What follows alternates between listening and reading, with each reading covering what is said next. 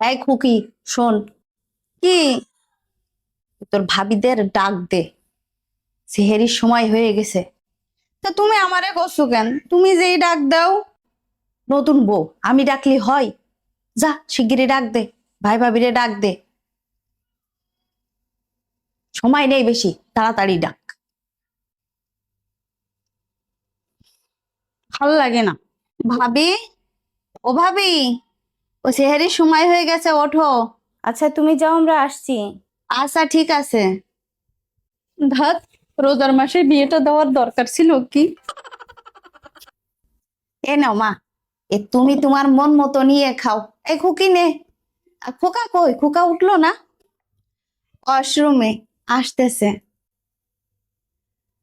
আচ্ছা ঠিক আছে, তা তুমি খাইতে লাগো, ও আসুক। আর এনে ওই তোর বাপ রয়েছে বলো, সবাই সেভাবে খা আর কি। ধ্যাত, যে সবজি রান্না করছে ওই সবজি তো আমি খাইনি। এক কাজ করি, আমি শুধু মাংস দিয়ে খাই, কিন্তু এটা তো শ্বশুর বাড়ি, এরা যদি আবার কিছু মনে করে। ধ্যাত, কি যে করবো আমি। মা তুমি নাও, তুমি খাও, তুমি খাও। এনে তাড়াতাড়ি খা, খেয়ে পানি খেয়ে নে।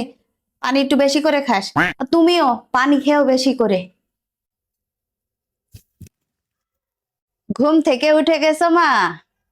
একটু দেরি হয়ে গেছে আম্মা। শোনো, এইটা হচ্ছে তোমার ঘর সংসার, সবকিছুই তোমার। নিজের মতন করে কাজ বাজগুলো গুছাই করো।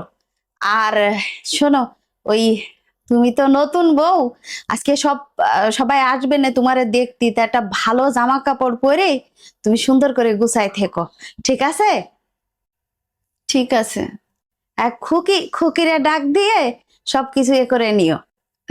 ঠিক আছে। আম্মা আমার কাছে দেন, আমি রান্না করে দিচ্ছি। না না, তোমার আজকে রান্না করা লাগবে না। আজকে আমি সব রান্না বান্না করতেছি, তুমি কালকেতে করে না। আজকে বাড়িতে অনেক মানুষজন আসতেছে, তুমি তো নতুন বউ, তোমারে দেখতে আসতেছে।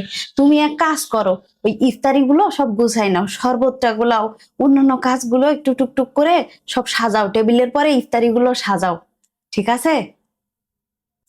আচ্ছা ঠিক আছে। আসসালামু আলাইকুম। ওয়ালাইকুম আসসালাম। আসুন না, বসুন। কেমন আছো নতুন বউ? জি আলহামদুলিল্লাহ। তোমার শাশুড়ি কই? রান্নাঘরে। শোনো, তোমার শাশুড়ি কিন্তু সেরকম সুবিধার না। কি বলছেন? ঠিকই বলছি, তোমার শাশুড়ির থেকে একটু সাবধানে থেকো। আচ্ছা ঠিক আছে। উফ, একবার এ আসে একবার ও আসে, এক ভাব দেখা লাগবে। আচ্ছা নতুন বউয়ের কি দেখে এত? আর এই সারাদিন এসব করে আমি কিভাবে থাকবো? এ তো এইসব ভারী ভারী কাজের জামা পরে বসে থাকতে হচ্ছে। যাই, অজু করে ইফতারির ওখানে যাই। ও মা, ইফতারিটা সামনে এনে বসো। ধ্যাত, ইফতারি! বাসায় কতগুলা করে চপ খাইতাম, কিন্তু এখানে খাইতে গেলে তো লজ্জা লাগতেছে। এতগুলো আলুর চপ বেগুনি দেখে আমি ইচ্ছা মতো খাইতে পারবো না, কেমন একটা লাগে। ধ্যাত। আর শোনো, ইফতারি হয়ে গেলে কাপড় চোপড় এক্ষুনি পাল্টাই না। ওই পাড়ার ভিতর তো লোকজন আবার আসবে না দেখতে। তুমি নতুন বউ তো, এক্ষুনি কাপড় চোপড় পাল্টায় না। ইফতারি হয়ে গেলে নামাজ পড়ে ঘরে বসে নে, আর যদি কেউ আসে আমি তোমার ডাক দিবানে। ধুর, ভাল লাগে না। ধ্যাত, আমার না অনেক ক্ষুধা লাগছে, কাউরে তো দেখতেছি না।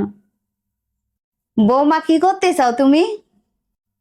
এই তো আম্মা, বসে আছি।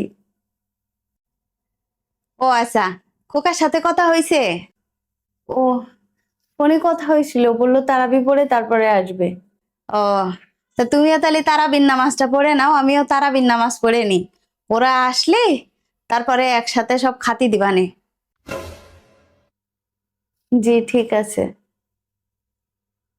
আচ্ছা। ধ্যাত, বিয়ে মানসি করে। খুব তো আনন্দ করে বিয়ে করছিলাম, কিন্তু শ্বশুর বাড়ি যে এরকম তা কে জানতো।